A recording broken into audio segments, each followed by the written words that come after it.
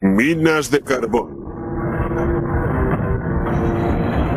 Para llegar hasta su puesto de trabajo, los mineros de Camp Creek, en East Lynn, Virginia Occidental, deben recorrer 11 kilómetros montaña adentro. Se desplazan en un vagón automotriz a través de estas cavernosas galerías.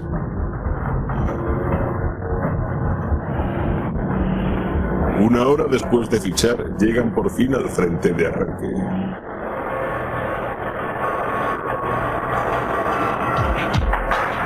Aquí una enorme máquina equipada con dientes de 30 centímetros cada uno excava sin cesar. Con esta técnica llamada minería de ciclo continuo, se extrae más de la mitad de todo el carbón que se obtiene hoy día en explotaciones subterráneas.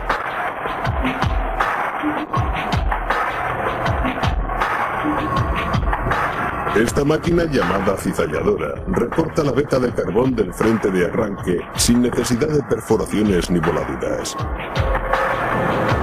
Dispone de un tambor cilíndrico que, al girar, separa el carbón del manto. Este es el extremo de la máquina minadora, que tritura y extrae el carbón del llamado frente de arranque. Se trata de un tambor de 3,5 metros de diámetro, con una superficie dentada, que se desplaza en sentido giratorio sobre el manto. En solo un minuto esta cizalladora realiza el mismo trabajo que realizaba en un día un minero hace 80 años. Su potente maquinaria se acciona por control remoto. Hoy perforaremos unos 75 metros en cada galería.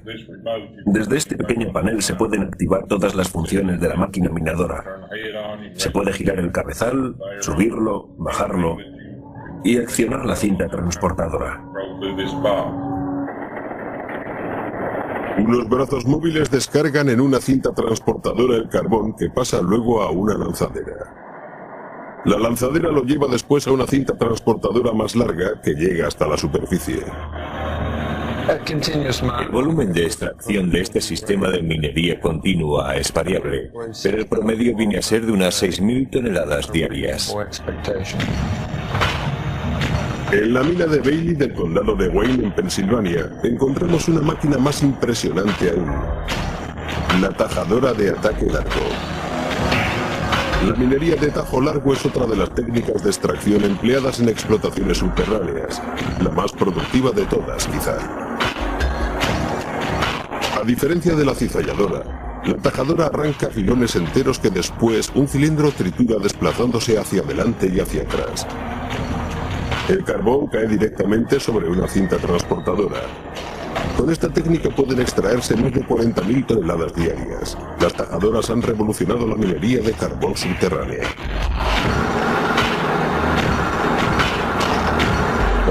La tajadora dispone de una serie de cabezales cortantes que arrancan y desmenuzan el carbón que cae sobre la cinta transportadora. Arrancan el filón entero. A continuación, se despliegan unos paneles entibadores que pueden apuntalar una superficie de hasta 300 metros de ancho por 1.600 de largo. Los primeros modelos de tajadoras datan de finales de la década de 1950. Las actuales están completamente automatizadas. Disponen de una bóveda de acero que evita los hundimientos. Bóveda y tajadora se mueven simultáneamente y la techumbre de las zonas ya excavadas se deja caer de forma controlada.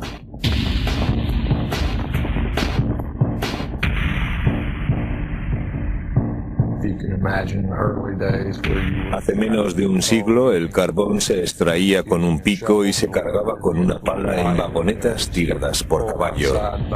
Hoy día basta un control remoto para mover una minadora de 600 caballos de potencia.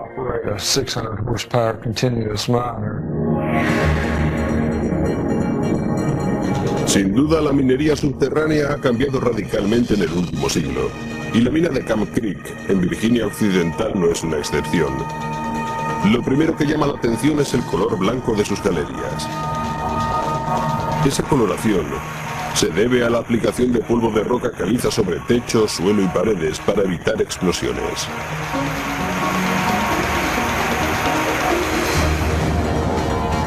Esa caliza diluye toda concentración peligrosa de polvo de carbón. grandes ventiladores, eliminan además todo el polvo residual así como el gas metano. La diferencia de presión que se origina en los ventiladores de superficie genera un flujo de aire que penetra en las galerías. La ventilación cumple fundamentalmente dos funciones: disminuir la presencia de gases y controlar y reducir el polvo residual. Como se puede ver, se utiliza también una cortina de ventilación para dirigir parte del aire hacia el frente de arranque, que es el lugar donde trabajan casi todos los operarios. En todos los continentes existen depósitos de carbón, también en la Antártida. Es el combustible más utilizado para generar el vapor que mueve las turbinas de las centrales eléctricas. Cuando se quema carbón, su carbono e hidrógeno se combinan con oxígeno y producen dióxido de carbono y vapor de agua. Esta reacción libera energía calorífica.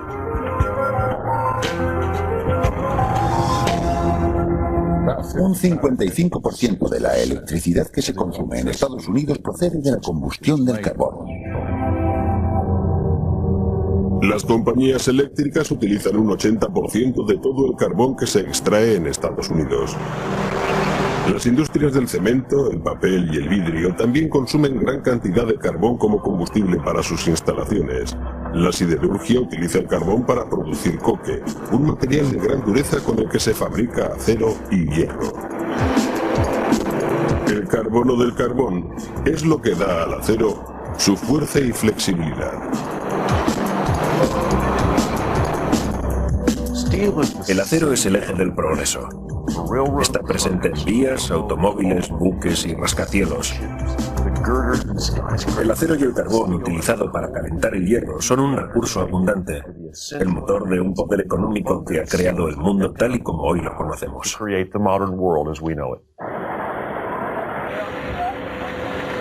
Ese mundo de progreso es la culminación de una actividad minera iniciada hace 3 milenios y que extrae y procesa un material formado hace millones de años. El carbón es un combustible fósil formado por vegetación en tierras pantanosas hace 400 millones de años. Esa vegetación, tras absorber y retener gran cantidad de energía solar, se fue depositando en el fondo de los pantanos, convirtiéndose al descomponerse en un material denso llamado turba. Esa turba quedó sepultada con el tiempo bajo grandes capas de roca. Presión y calor constantes transformaron la turba comprimida en carbón. El carbón se localiza en estratos, como un racimo entre las capas de un pastel. Las civilizaciones antiguas lograron ya extraer carbón mucho antes de que se convirtiera en fuente de energía eléctrica. Los primeros vestigios de extracción y uso de carbón datan de hace unos 3000 años, por ejemplo en Gales, donde se empleaba en enterramientos. Los chinos lo usaron también más o menos hacia el mismo periodo. Y Aristóteles mencionó también el carbón, refiriéndose a él como la roca que arde. La minería del carbón comenzó, por tanto, hace entre 2000 y 3000 años. Pero quizá no mediante excavaciones, sino más bien extrayéndolo de vetas que quedaban al descubierto en algunas laderas. Antes del año 400 a.C., ya se usaba carbón como fuente de calor en la Britania romana. Y 600 años antes lo utilizaron también las tribus Hopi en lo que es hoy territorio de Arizona. Los Hopi lo utilizaban además para cocer objetos de barro. Se cree que tanto en Gran Bretaña como en América, los campesinos realizaban pequeñas extracciones de carbón para uso doméstico. Pero la leña siguió siendo durante mucho tiempo el principal combustible. El primer testimonio escrito que se tiene acerca de la explotación del carbón se refiere a la extracción del llamado carbón marino. Este carbón se obtenía en playas de Escocia y el noroeste de Inglaterra, en acantilados donde la erosión del mar dejaba al descubierto vetas carboníferas, así como otros tipos de roca. Hacia el siglo XIII, ese carbón marino comienza a exportarse a grandes ciudades, principalmente a Londres, donde empieza a ser utilizado como materia combustible. Londres comenzó a agotar sus existencias de madera y el carbón se convirtió en un socorrido sucedáneo. La creciente demanda de carbón en otras zonas de Europa durante el mismo periodo fue el resultado directo de una disminución de las reservas madereras. El marco económico coyuntural propició entonces la explotación de yacimientos de carbón. El carbón era un combustible más asequible que la madera en aquel tiempo. Pero pronto sería preciso comenzar a extraerlo del subsuelo para poder cubrir la creciente demanda. Con la creación de nuevos métodos de extracción, el carbón se convirtió en principal combustible del mundo industrializado, pero a veces a un alto precio.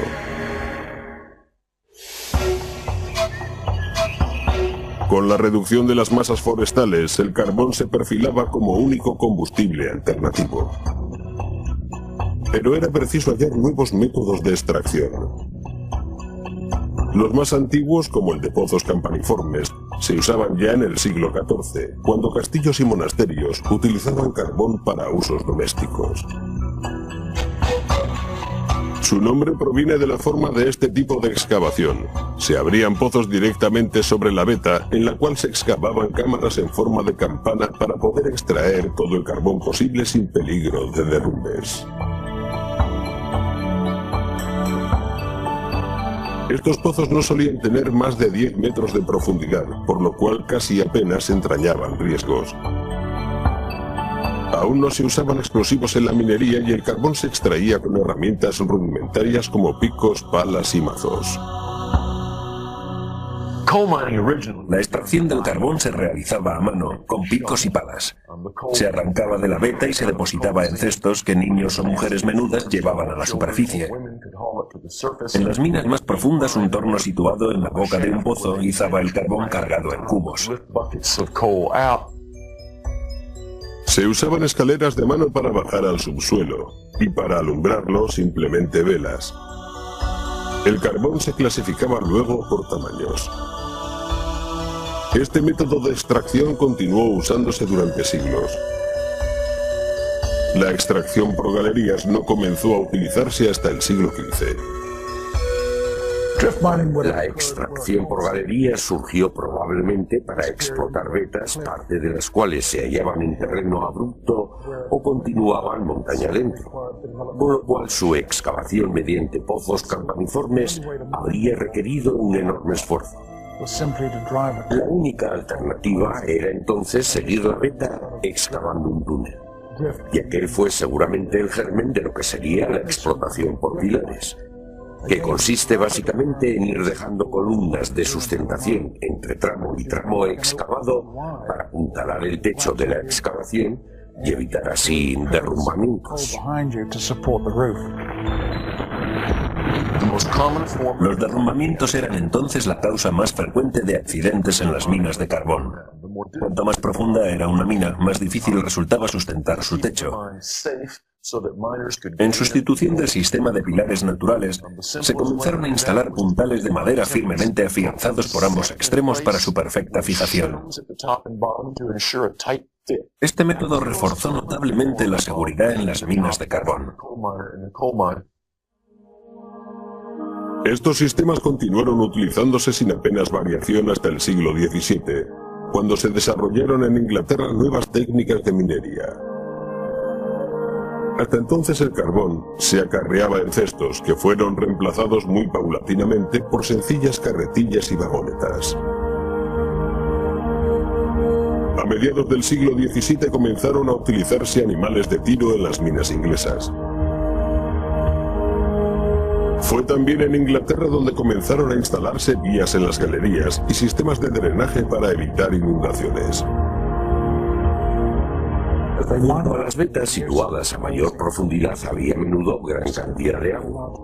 Los sistemas de drenaje eran muy primitivos. Era necesaria una fuente de energía, un sistema de bombeo. Pero hasta el siglo XVIII la mejor fuente de energía disponible era la rueda hidráulica. En 1774, James Watt perfeccionó la máquina de vapor, facilitando un sistema eficaz de drenaje para las minas más profundas. Aunque los antiguos amerindios ya extraían y usaban carbón 1000 años antes de Cristo, las bases de la moderna minería del carbón no surgieron hasta la Guerra de Independencia estadounidense.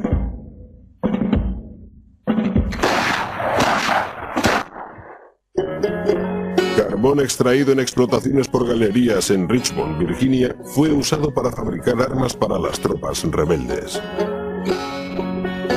Hasta entonces la mayoría del carbón se importaba de Inglaterra. Pero acabada la guerra, Gran Bretaña siguió exportando su carbón hasta bien entrado el siglo XIX. Estados Unidos importaba casi todo su carbón hasta la guerra de 1812. De hecho, Gran Bretaña hizo lo posible por frenar la minería de carbón en Estados Unidos para garantizar su hegemonía económica. Se transportaban enormes cargamentos de carbón para abastecer al país con reservas más que sobradas de esta sustancia mineral. Pero tras la guerra de 1812 se inició un rápido desarrollo de la minería de carbón en Estados Unidos, pese a contar con explotaciones forestales suficientes para cubrir su demanda energética. En 1840, en la cuenca hullera de Richmond, Virginia, surge una de las primeras grandes explotaciones carboníferas estadounidenses. Se emplean por primera vez las grandes bombas de desagüe creadas en Gran Bretaña. Persistía, sin embargo, el problema de cómo ventilar el gas metano en las galerías. Las bolsas de metano formadas hace millones de años y atrapadas en las vetas de carbón son altamente inflamables en contacto con el aire y pueden causar violentas explosiones. Hasta la introducción de ventiladores, primero de vapor y luego eléctricos, la ventilación se realizaba mediante hornos situados en el fondo de los pozos. El primero de aquellos ventiladores se utilizó al parecer en una mina belga hacia el año 1835. Funcionaba a vapor y, aunque no muy eficaz, era indudablemente mucho más seguro que los peligrosos hornos de ventilación utilizados hasta entonces. Funcionaban sobre un principio muy simple, calentando el aire y haciéndolo circular poco más o menos como en la chimenea de una casa. Pero en minas con altas concentraciones de metano, cuando éste entraba en contacto con el fuego, se producían explosiones devastadoras. Otro problema era la escasez de oxígeno y el llamado gas mofeta. Para detectarlo comienzan a introducirse canarios en las minas. Los canarios son más vulnerables que el ser humano a los carburos de hidrógeno y al ácido carbónico, que hacen descender los niveles de oxígeno. Cuando los pájaros morían, los mineros evacuaban de inmediato la mina. Más tarde se recortaron las patas a estos canarios al descubrirse que a veces parecían seguir vivos al seguir en pie aferrados a sus perchas por efecto del rigor mortis. Hacia 1890 la minería del carbón en Estados Unidos era el sector de más rápido crecimiento. Sus ingresos se duplicaban cada 8 años. Los propietarios eran dueños no solo de las minas, sino hasta de las casas donde residían sus empleados, que vivían en precarias condiciones económicas y de seguridad.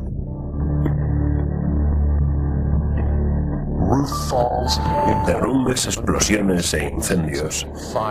La minería del carbón era entonces la actividad más peligrosa. Y era un sector muy reacio a introducir medidas de seguridad en la creencia de que éstas limitarían la producción y la creación de empleo.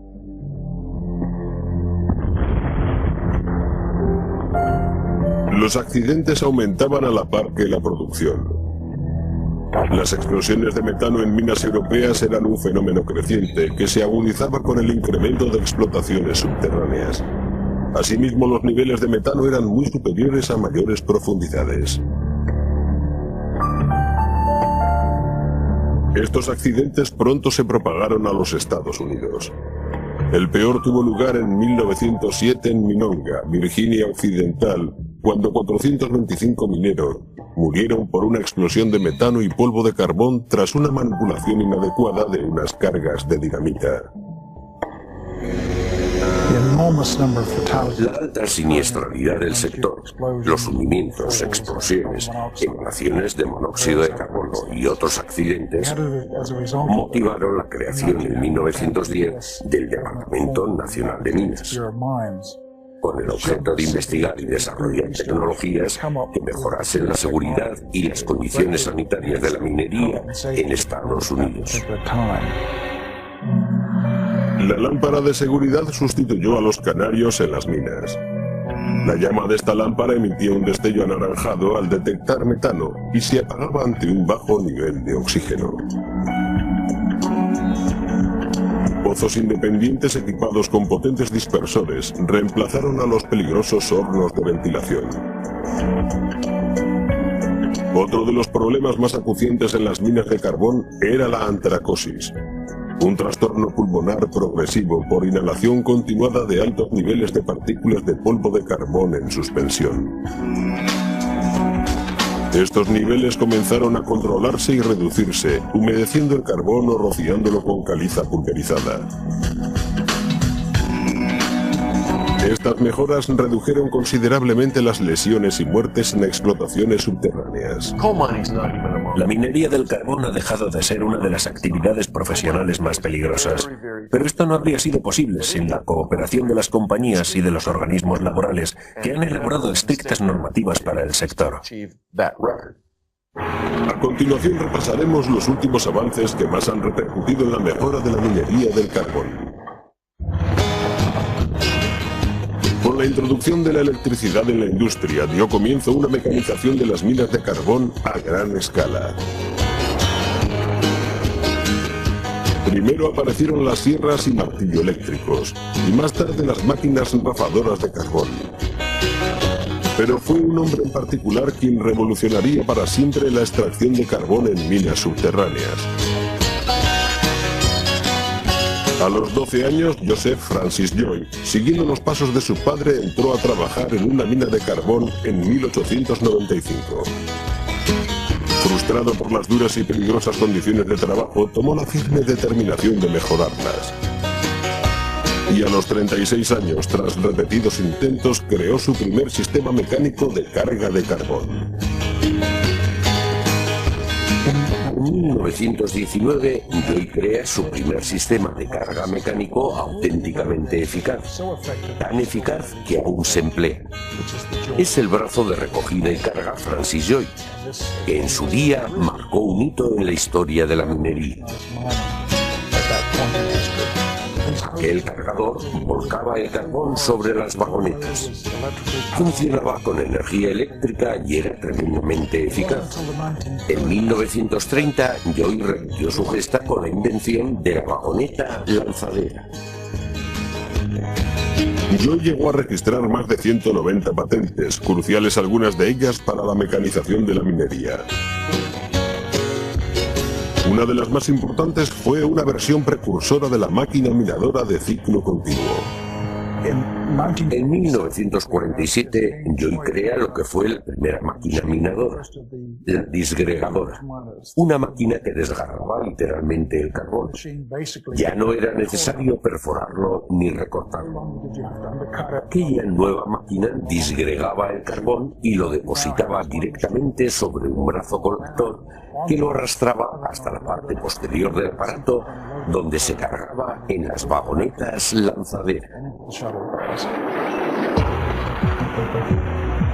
Con los años, Joy y otros visionarios ingenieros reconvirtieron toda la obsoleta maquinaria de la minería subterránea, optimizando su eficacia y productividad. Tras la introducción del vagón lanzadera en la década de 1940, se desarrolló el sistema de empernado de techos.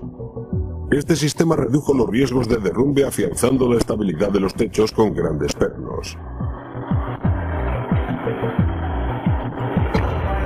Estos pernos de hasta más de 1 metro de largo unían las capas inestables a otras más seguras capaces de sustentar su peso. Si un minero de hace 40 años viera una mina actual por dentro, se quedaría asombrado por el alto grado de mecanización que se ha alcanzado en la minería.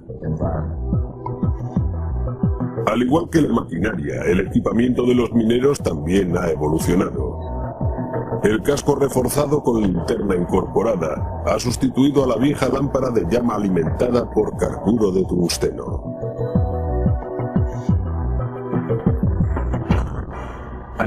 La lámpara de carburo de principios del siglo XX duraba como mucho una semana. Había que recargarla cada 2 horas y humedecerla bien con agua o sencillamente así, con saliva.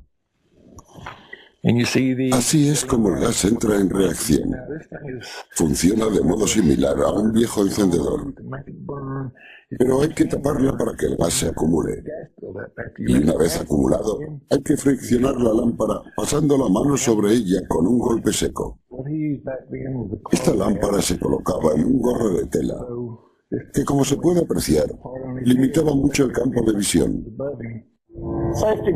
Las gafas protectoras son parte integral de nuestro equipamiento. Protegen los ojos del polvo y de partículas o fragmentos que pueden saltar mientras manipulamos herramientas manuales. Los ojos del minero de principios del siglo XX estaban totalmente desprotegidos.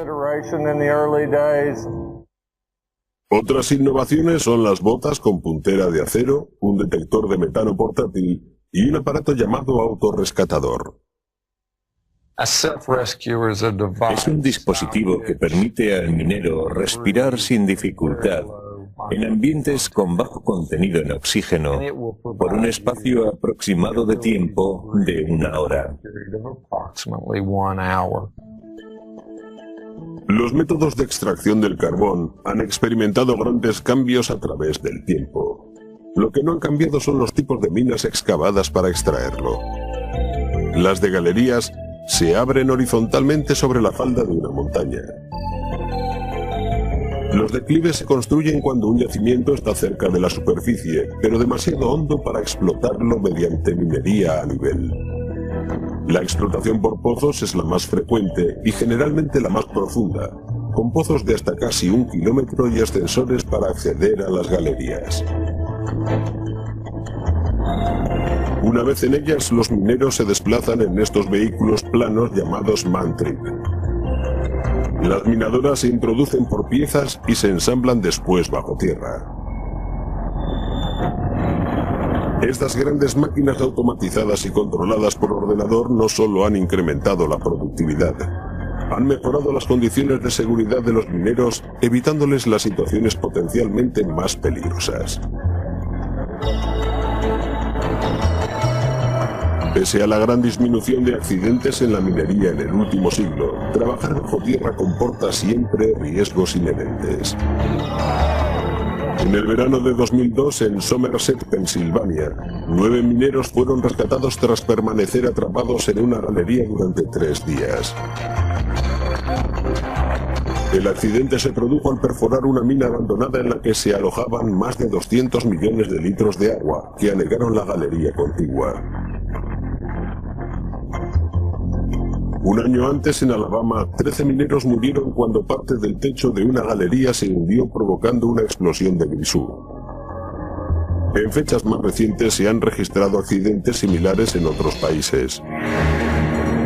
Pero aunque las minas subterráneas siguen siendo uno de los pilares de la minería del carbón desde la década de 1970, las nuevas explotaciones de superficie han transformado por completo este sector.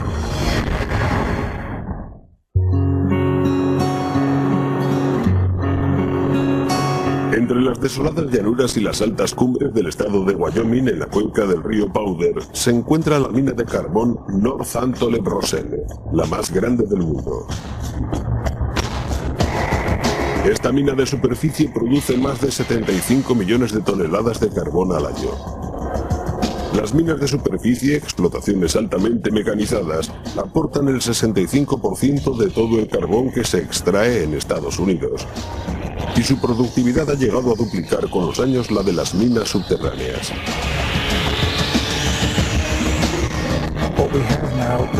Este sistema de explotación altamente rentable y productivo consiste esencialmente en ir socavando las capas superficiales hasta dejar al descubierto la veta de carbón. Las primeras minas de superficie surgieron a finales del siglo XIX en Danville, Illinois. Pero el primer gran avance en este campo no llegó hasta 1911 al crearse la primera pala mecánica excavadora. Antes de la Segunda Guerra Mundial, la minería de superficie era ineficaz porque no había maquinaria capaz de mover las enormes cantidades de tierra de descombro que hay que retirar hasta llegar a la veta. Pero tras la guerra se pudo por fin crear una maquinaria más productiva para la minería de superficie. Hacia 1970 las dimensiones de esa maquinaria habían crecido espectacularmente. La minería de superficie es más segura, ya que la mayor parte del trabajo se realiza en amplias zonas a cielo abierto sin riesgo de explosiones o derrumbes. Para destapar la veta se usan enormes máquinas de desmonte que socavan las capas de descombro que recubren el carbón. Las palas de arrastre disponen de un enorme cangilón colgante que puede extenderse más de 70 metros. Estas palas de arrastre son las máquinas terrestres más grandes del mundo. En sus cangilones, algunos con capacidad de hasta 250 toneladas, caben 2 autocares de largo recorrido.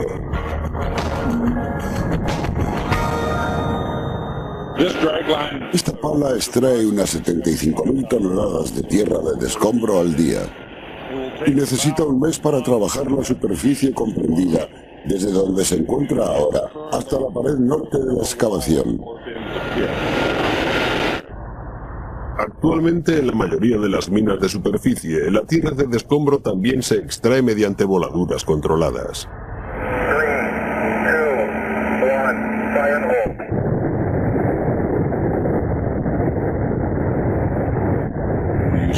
Aquí utilizamos unas 45.000 toneladas de explosivos al año para volar unos 20 millones de metros cúbicos de tierra de descombro. Posteriormente, todo ese descombro se retira bien utilizando la pala principal o por medio de camiones de gran tonelaje. Las dimensiones de la maquinaria de descombro también han aumentado. Los camiones pueden cargar ahora hasta 400 toneladas, cuando hasta hace poco podían cargar solo 100. Una vez retiradas las capas de descombro, el carbón se carga en camiones mediante palas eléctricas de la altura de un edificio de 20 pisos. Se deposita el carbón en cintas transportadoras cubiertas, que lo llevan hasta plantas de procesamiento emplazadas cerca de la excavación. El área excavada se recubre luego con parte del descombro extraído.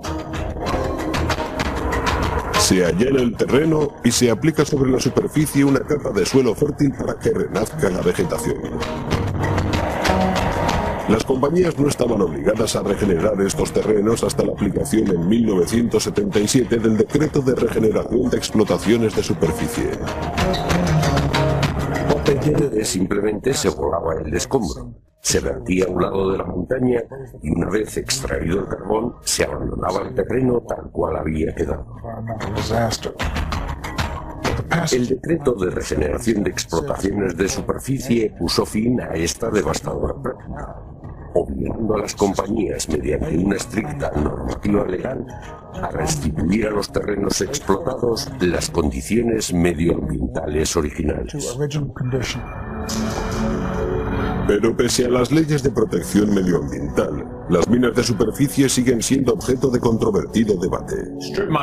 La minería de superficie, en especial las explotaciones que se realizan en Virginia Occidental y en algunas comarcas del estado de Kentucky, está borrando literalmente del mapa colinas y montañas, y vertiendo toneladas de roca y polvo a lo largo de kilómetros y kilómetros de arroyos y valles. En este sentido, la Administración no está haciendo cumplir a las compañías todas las cláusulas de la normativa vigente respecto a regeneración de valles y montañas. Las compañías alegan que socavar montañas y recubrir valles es el único modo viable de acceder a las vetas de carbón más limpio. Pese a los esfuerzos de entendimiento de la Administración para con las compañías, el descontento de ecologistas y vecinos de comarcas mineras persiste. Y entre tanto siguen abriéndose nuevas minas de superficie, aunque antes son necesarios largos años de planificación y trámites. Una vez adjudicada la concesión, son necesarios de 8 a 10 años solo para la tramitación y aprobación de permisos por parte de las agencias federales y estatales.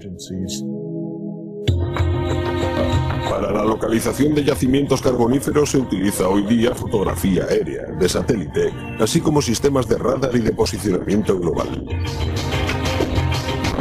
Introducimos la información obtenida mediante fotografía aérea y el ordenador calcula el volumen de material contenido en determinado bloque propuesto para su explotación.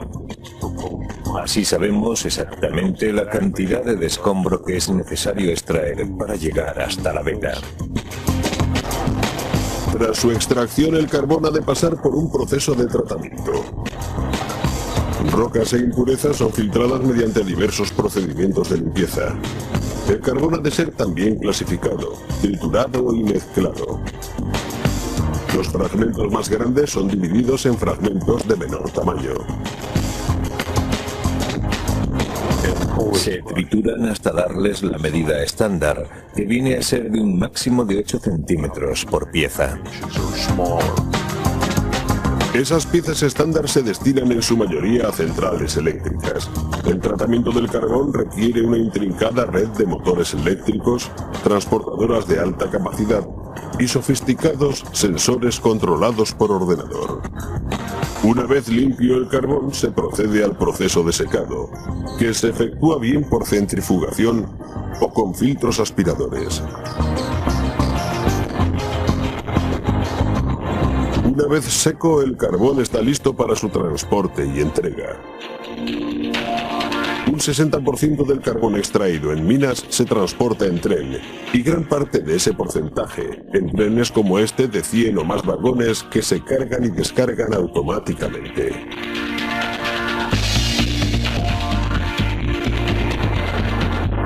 Unos hilos de unidades de carga exterior vuelcan el carbón a razón de unas 7.000 toneladas hora. Eso quiere decir que un tren con capacidad para 140.000 toneladas puede ser cargado en 2 horas aproximadamente. 140.000 toneladas de carbón pueden cubrir durante un día la demanda energética de 1.300.000 personas. El carbón se transporta también en barcazas y un menor porcentaje en camiones o directamente en cintas conductoras desde algunas minas hasta centrales eléctricas. La revolución de este sector en los 10 últimos años ha sido asombrosa. Nunca creí que se usarían explosivos para extraer capas de escombro, y que veríamos camiones con capacidad para 400 toneladas. Y lo más sorprendente es que otra generación tecnológica puede sustituir a la actual en un plazo quizá no superior a 10 años. Pero aunque la minería del carbón ha superado todas las expectativas en cuanto a mejora de la productividad y de las condiciones de trabajo, el sector se enfrenta ahora a su mayor reto, el de limpiar su mala imagen. El carbón ha sido considerado siempre un combustible sucio. Pero el sector ha desarrollado nuevas tecnologías capaces de reducir sus 4 sustancias contaminantes: el azufre, el nitrógeno, el carbono y el mercurio. Cuando se quema carbón, su azufre se mezcla con oxígeno produciendo dióxido de azufre, una fuente de gran contaminación atmosférica. La lluvia ácida es otro efecto nocivo de la combustión del carbón. El azufre y el nitrógeno liberados pueden mezclarse con vapor de agua y crear gotas que luego vuelven a tierra en forma de una fina lluvia de ácido nítrico y sulfúrico. Pero gracias a las nuevas tecnologías de tratamiento del carbón, el 95% de su azufre y su nitrógeno puede filtrarse evitando su emisión a la atmósfera. Una ley de 1970 obliga a las compañías usuarias a desarrollar nuevas tecnologías que garanticen una combustión del carbón cada vez más limpia. Gracias a esa resolución, hoy podemos asegurar que la combustión del carbón que se realiza hoy día es mucho menos contaminante que antes de la aprobación de dicha ley. Una de las primeras medidas aplicadas en el marco de la nueva ley fue el uso de desazufradoras de gases de combustión. Las desazufradoras eliminan la mayor parte de los óxidos de azufre del flujo de gases producidos por la combustión del carbón. Los gases se rocían con agentes alcalinos como cal en polvo, por ejemplo, y el sulfato de calcio formado por la reacción resultante es eliminado. Las desazufradoras se utilizan en numerosas centrales eléctricas. Pueden reducir las emisiones de dióxido de azufre hasta en un 90%. El problema son los cientos de centrales que aún no disponen de estos sistemas de depuración y que contaminan entre 4 y 10 veces más que las centrales de reciente construcción. Otro sistema cuya implantación aún no se ha generalizado es el de precipitadores que eliminan la ceniza hollinosa resultante de la combustión del carbón. Se trata de filtros que cargan eléctricamente y atrapan la ceniza en suspensión, impidiendo que ascienda por las chimeneas. Los precipitadores pueden eliminar más de un 90% de agentes contaminantes. Un sistema de precombustión puede reducir también los niveles de azufre hasta en un 30% simplemente lavando el carbón una vez extraído. Los residuos se almacenan y el agua se recicla y puede reutilizarse. Otra alternativa aún infrautilizada es la explotación de yacimientos de carbón con bajo contenido en azufre. El de las minas de la cuenca del río Powder en Wyoming, por ejemplo, contiene 10 veces menos azufre que el de la región de los Apalaches. El uso de carbón bajo en azufre es solo una de una amplia batería de medidas necesarias para reducir la polución resultante de la combustión del carbón. Nuestro carbón bajo de azufre nos ha situado a la cabeza de la producción de carbón en este país. Es además un carbón que tampoco necesita lavado. Muchas explotaciones del este y medio oeste precisan plantas de lavado. La nuestra no. Otro problema asociado a la combustión del carbón es el calentamiento global. Las centrales térmicas alimentadas con carbón son la mayor fuente de emisiones de CO2 en los Estados Unidos. El CO2 es un gas que atrapa el calor y lo acumula en la atmósfera, formando una especie de manto. Ese manto causa un aumento en las temperaturas y está propiciando un cambio climático. Las tecnologías limpias del carbón mitigan el calentamiento global mediante una combustión más racional y eficaz, y con un tratamiento del CO2 contenido en el carbón, para poder quemarlo con la menor emisión posible de dióxido de carbono a la atmósfera. Estados Unidos y otros países investigan conjuntamente nuevas alternativas para el tratamiento del CO2. Una posible alternativa es bombear directamente el CO2 desde las centrales térmicas a depósitos de gas y petróleo o a vetas de carbón cuya explotación es inviable. Las compañías eléctricas estadounidenses llevan invertidos 80.000 millones de euros en sistemas anticontaminación, destinados sobre todo a reducir emisiones tóxicas de metales como el mercurio. Entre las nuevas tecnologías limpias del carbón se encuentra la de la gasificación, que consiste en la transformación de carbón sólido en gas mediante un proceso químico de ciclo combinado. Ello permitiría además una combustión más eficaz del carbón mineral, de modo que una de las energías más limpias y con mayor futuro podría ser la del carbón gasificado. El proyecto de gasificar las vetas de carbón parece gozar de gran aceptación. La única tecnología que garantiza un uso auténticamente limpio del carbón es la de su gasificación integrada, combinada con un ciclo de separación y eliminación del CO2, cuyas nocivas emisiones contribuyen al calentamiento global.